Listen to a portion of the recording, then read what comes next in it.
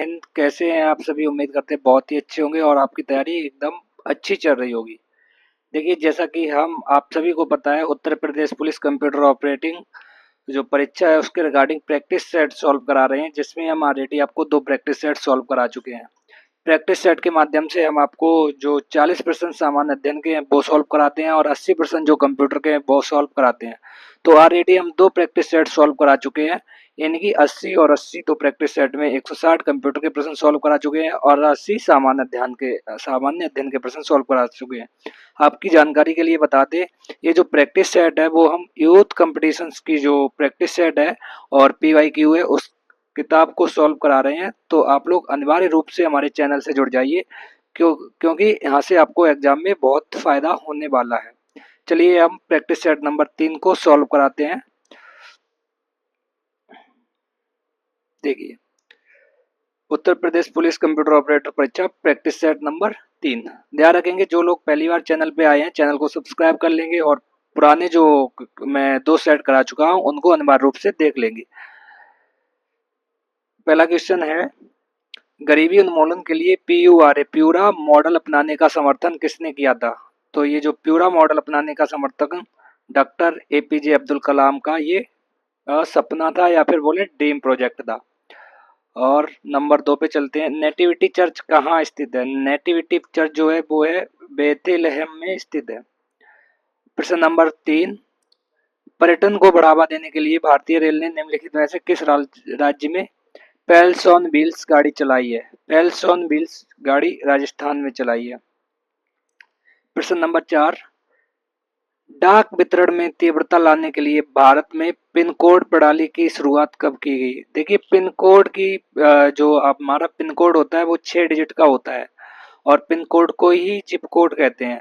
और इसकी शुरुआत कब की गई? ये कब की गई थी? 15 अगस्त 1972। बहुत ही इंपॉर्टेंट क्वेश्चन है और अच्छा क्वेश्चन है। नंबर 5, जब राष्ट्रपति और उपराष्ट्रपति दोनों के पद रिक्त हों तो कौन सा अधिकारी राष्ट्रपति के स्थानापन्न रूप में काम करता है? यानी कि अगर इस कंडीशन में कभी आ जाए देश जिसमें राष्ट्रपति और उपराष्ट्रपति दोनों के पद रिक्त हो तो उस समय कार्यवाहक राष्ट्रपति कौन होगा? वो होंगे उच्चतम न्यायालय के मुख्य न्यायाधीश, यानी CJI, chief justice of India. Number 5, same इसी टाइप के प्रश्न आने हैं आपके पेपर में।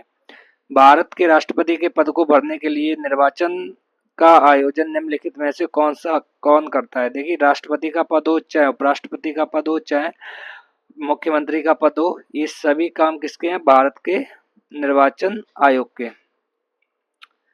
नंबर 7 पे चलते हैं, उच्चतम न्यायालय की प्रथम महिला न्यायाधीश कौन थी?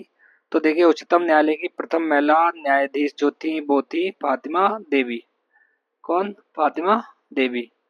और जो उच्च न्यायालय है उसकी जो प्रथम महिला मुख्य न्यायाधीश थी वो थी लीला सेठ, याद रखेंगे। प्रश्न नंबर 8, 27 अक्टूबर 2015 को विश्व बैंक तथा अंतर्राष्ट्रीय वित्त निगम द्वारा जारी डूइंग बिजनेस इंडेक्स 2016 के अनुसार प्रथम स्थान किस देश को प्राप्त हुआ? ये 2016 के करंट अफेयर्स का क्वेश्चन है और उस समय ये सिंगापुर को प्राप्त हुआ था। साइबर अपराध में दंड का प्रावधान किस विधि के अंतर्गत दिया जाता है? देखिए, भारतीय दंड संहिता, ये गलत है, इसके नहीं। जो साइबर अपराध में दंड का प्रावधान वो है सूचना प्रौद्योगिकी अधिनियम सन 2000, IT एक्ट 2000 इसे कह देते हैं इंग्लिश में, तो ध्यान रखेंगे IT एक्ट 2000, सूचना प्रौद्योगिकी अधिनियम 2000।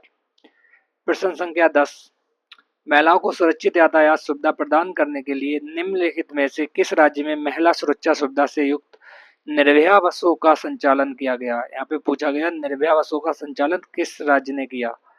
तो ये किया है राजस्थान ने। प्रश्न संख्या 11, मंगल उपग्रह अभियान पर हाल ही में किस भाषा में एटलस पुस्तक का विमोचन किया गया? हिंदी में। प्रश्न संख्या 12, ई सहयोग का संबंध निम्न में से किस क्षेत्र में आमजनों को सुविधा प्रदान करने से है? तो ये है जो टैक्स होते हैं करदाताओं की सुविधा हेतु तो ई सहयोग पोर्टल बनाया गया। देखिए, सिलीनेक्स क्या है? सिलीनेक्स युद्धाभ्यास है जो भारत और श्रीलंका के बीच में होता है। SL श्रीलंका और इंडिया, भारत और श्रीलंका के बीच संयुक्त नौसैन्य अभ्यास, इसे सिलीनेक्स कहते हैं। हिमाद्री किस ध्रुव पर स्थित है? हिमाद्री उत्तरी ध्रुव पर स्थित है। प्रश्न संख्या 15, निम्नलिखित में से कौन सी नदी बंगाल की खाड़ी में नहीं गिरती है? यानी कि अरब सागर में गिरने वाली नदी पूछी है।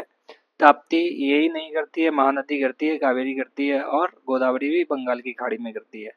नर्मदा, ताप्ती, माही, साबरमती, ये 4 नदियां जो हैं वो अरब सागर में गिरती हैं। प्रश्न संख्या 16, पैगंबर मोहम्मद के जन्मदिन पर मनाया जाता है। देखिए 2 चीजें याद रखेंगे भाइयों, ये कंफर्म कर लीजिए। एक होता है ईद उल फितर, एक होता है ईद उल मिलाद। जो ईद उल मिलाद है इसे मीठी ईद कहते हैं। देखिए मीठी ईद और ईद उल मिलाद, और जो मीठी ईद होती है वो पैगंबर मोहम्मद साहब के जन्म दिवस का प्रतीक होता है। और ईद उल फितर इसे बकरीद कहते हैं। ये जो पैगंबर मोहम्मद साहब हैं उनका इनका इस दिन क्या हुआ था, देहावसान हुआ था। तो ईद उल फितर इसे बकरीद कहते हैं। ये पैगंबर मोहम्मद साहब के किस लिए, जिस दिन देहावसान हुआ उस दिन मनाई जाती है। और ईद उल मिलाद जिस दिन इनका जन्म हुआ, यानी कि मीठी ईद मनाई जाती है। याद रख लेंगे और नोट कर लेंगे। कर्नाटक में सर्वाधिक क्या पाया जाता है? कर्नाटक में सर्वाधिक चाय नहीं पाई जाती, कहवा पाया जाता है। कृषि मूल्य आयोग की स्थापना कब हुई? यानी कि CACP की स्थापना पूछ रहा है, 1965 में हुई। जो लोग हमारी क्लास को रेगुलर देखते रहेंगे उन्हें फायदा होने वाला है, ये प्रश्न माइंड में सेट हो जाएंगे। जो लोग नहीं देखेंगे उनको नुकसान होने वाला है। इसलिए जिसने भी चैनल को सब्सक्राइब नहीं किया है प्लीज चैनल को सब्सक्राइब कर लीजिए।